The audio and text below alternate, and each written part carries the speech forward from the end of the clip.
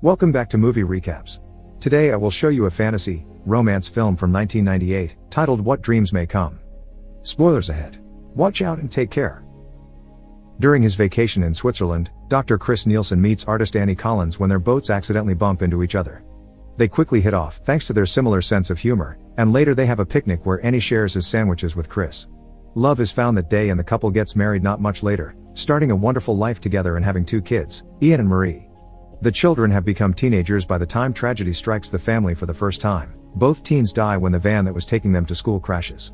4 years later, Chris is working at the hospital when he gets a call from Annie, who is having a meltdown because some of the art pieces she acquired for a gallery opening haven't arrived. She feels really bad because today is their Double D anniversary and she may ruin it if she has to stay at work. Because for Chris, paintings are the most interesting thing in the world, he has pictures of Annie's art in his drawers, so he quickly takes them out to give her ideas of how to use them to replace the missing ones, promising to drop the real ones at the gallery after work is over. In the evening, the rain causes a car crash in a tunnel. Chris stops his car just in time and doesn't get caught in it, but being a doctor for him is a responsibility he must respect, so he gets off his vehicle and approaches the victims to help. Unfortunately, another oncoming car isn't as lucky and crashes as well, killing Chris in the process. In only a few seconds, Chris finds himself in a floaty form above the world while a mysterious voice asks him questions to see if he's aware of what's going on.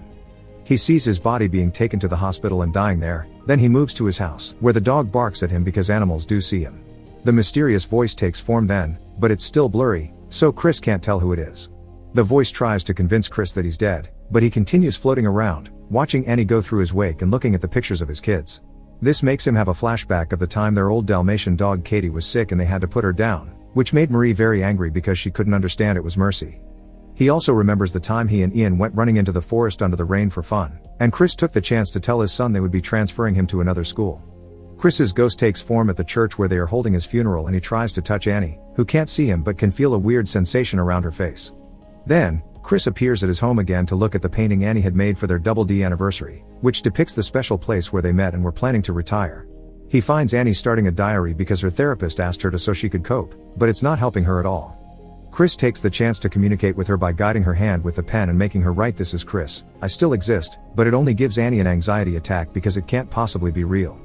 When later Annie goes to the cemetery to visit his grave, Chris tries to touch her shoulders to comfort her, but instead it makes her scream because it makes her feel like she's going crazy by sensing things that aren't really there. Seeing as his presence is only causing his wife more pain, Chris decides to allow his soul to finally move on. He wakes up in his personal heaven, which is shaped like Annie's painting of their special place. Katie is there too, looking young and healthy. The mysterious voice shows up as well, and this time it has a proper form. It's Albert Lewis, Chris's old mentor who died at 63, but here he looks young again. Albert teaches Chris that this world is controlled by his mind, so he can make things move or change by just wishing them to do so. After fooling around with a bird, Chris manages to walk on water, which takes him a failed try, and Albert reminding him that his body is just an extension of his mind before he manages to pull it off. The 2 men cross a lake and arrive at the house Annie painted as their dream home. Over coffee, Albert continues to teach Chris how to use his full mind to transform this place into whatever he wants and shows him a neat little trick. With just his hand, Albert makes a hole in the wall and makes a world looking real instead of painted appear. In the real world, Annie is making a new painting for Chris's memory, and the tree she draws appears in Chris's heaven. A young Annie also appears among the flowers, so Chris tries to fly to her, but he just falls. Choosing to run instead, Chris comes closer, but Annie's gone by the time he gets to the tree.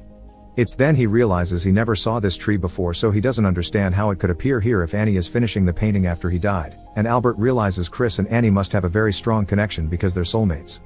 The couple is trying to reach each other even in death, so when Annie's depression makes her ruin the painting because it won't bring her husband back, the tree in heaven also gets ruined. Chris keeps seeing Annie around his heaven, but she always disappears before he can reach her. At the shore, Chris finds Marie's plush tiger and remembers the time she got sick. That day, Chris stayed home with her instead of going to work, and he taught her to play chess. Chris realizes that if he's found Katie, then he should be able to see his children in heaven too, but Albert says he'll only see them when he means it. Afterward, Chris takes a nap and wakes up to find Albert is gone. He had work to do guiding other souls, so he sent Leona to make Chris company for now. Leona takes Chris to a city filled with souls enjoying themselves. Meanwhile, in the real world, Annie continues to live with overwhelming guilt because she thinks Chris doing the favor of taking the paintings to her gallery was what put him at the site of the accident. It's the same guilt she felt back when her children died, thinking that if she had been driving she could have saved them. Back to Chris, after watching some souls choose to reincarnate, he, Leona, and Katie go on a boat ride. Chris admits that because his children died years ago, he's more worried about his wife, so Leona asks him to share a memory of his daughter. As he tells her about all the times he and Marie played chess together, Chris remembers the diorama his daughter had in her room and begins noticing this world looks like it. Leona can tell Chris is onto something, so she confesses this isn't how she looked when she was alive. She chose this appearance because her dad had complimented a flight attendant that looked like this and she wanted to grow up to be like her. Chris finally realizes this is Marie's soul, and the two of them reunite with a hug. In the meantime, Annie is having trouble moving on. She thinks her therapist will send her to a clinic soon because he's worried that she'll hurt herself like she did in the past, so she writes a letter in her diary saying goodbye to Chris. Back in heaven, Chris is back in his painted house and is visited by Albert again, who brings terrible news: Annie is dead. Chris cries for her but thinks at least her suffering is over and they'll reunite soon. However, Albert informs him this isn't possible. Because Annie ended things herself instead of dying naturally, she'll be going to hell, which makes Chris furious and causes a storm in his heaven. What happened with the tree reminds Chris of his soulmate connection to Annie and decides to go to hell to rescue her, since their bond should allow him to find her. After lots of arguing, Albert accepts that Chris's refusal to give up deserves a chance and takes him to see the tracker, who explains how things will work. Finding Annie is possible, but she won't recognize Chris when she sees him, so he must decide if the trip is worth it just to see her. Chris accepts to try anyway, so the trio gets on a boat to cross the seas of hell. There's a wild storm shaking the boat and the waves, but the real danger comes from the lost souls in the water that turn the boat over and make everyone fall. While trying not to drown, Chris has another flashback of him and Annie, this time arguing about Ian and his future, because Chris kept pressuring the boy into doing well at school and it was taking a toll on Ian. Right after that one, another memory begins of Ian in the forest under the rain complaining about the transfer because he didn't want to lose his friends. Eventually, the waves take the trio to the shore of the gateway to hell, a huge desert filled with shipwrecks. They begin walking through the area but they are having trouble sensing Annie because Chris keeps thinking of Ian. The boy had tried to explain that he wasn't like his father, so school was hard for him and he went to bed scared.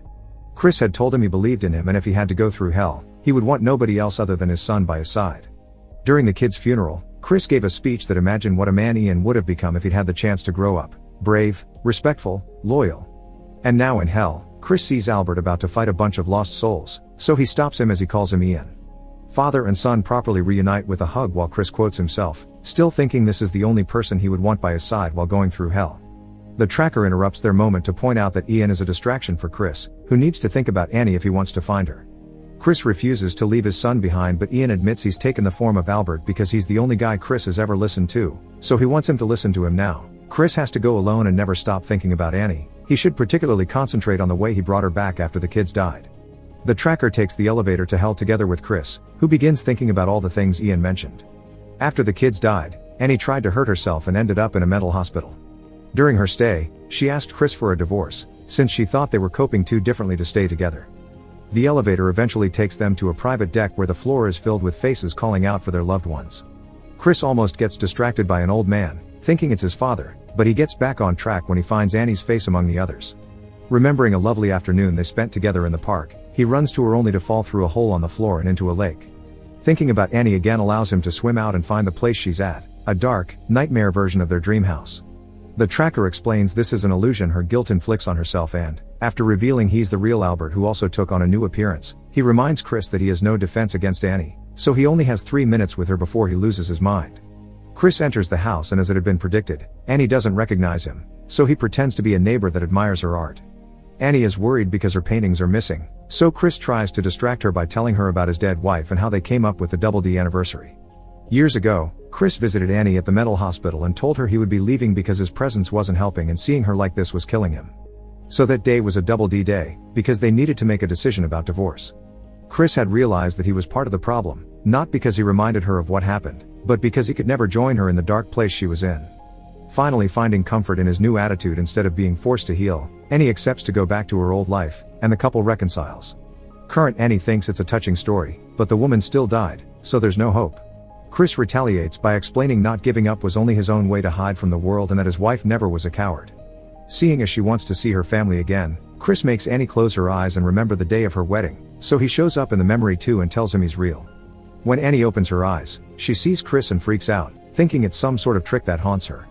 Chris doesn't have much time left so he tells her a few last words before leaving. He apologizes for all the things he'll never give her and all the times he failed her. He also thanks her for everything she's done for him. Afterward, Chris meets with Albert to tell him to go back alone and tell his children that he loves them but he won't leave their mother alone. Then Chris re-enters the house and finds Annie to tell her she shouldn't feel guilty because he forgives her and he'll stay an eternity in hell if that's what it takes for her to regain her sanity. As she begins to look healthier, Annie recovers her memories and Chris absorbs all her nightmares instead.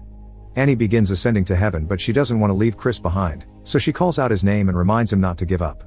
After going through the lake again and seeing his life flash in front of his eyes, Chris wakes up back in his own heaven and reunites with Annie, Albert, Katie, and the kids.